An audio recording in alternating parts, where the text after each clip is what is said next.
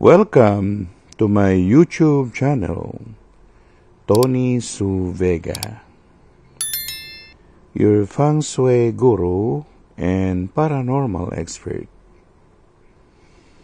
Today is Sunday, the 24th of September, 2023, and it is the day of the rooster.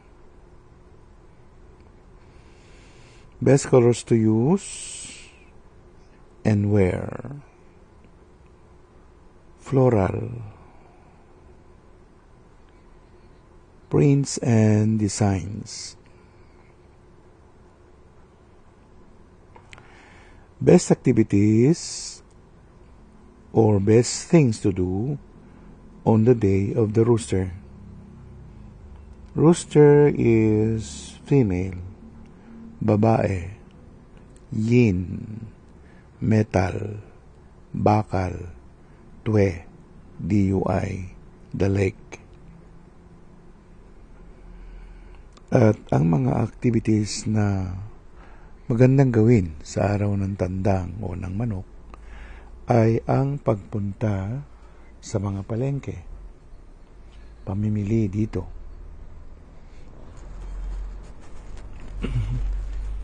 pagsasaayos ng mga may kinalaman sa mga supplies ninyo sa bahay ninyo, o yung parang kwarto na kung saan mo nilalagay yung mga supplies mo, pagkain man o panlinis ng bahay o lahat ng mga stocks na ipinapile mo sa loob ng yung mga tinatawag na maliit na bodega.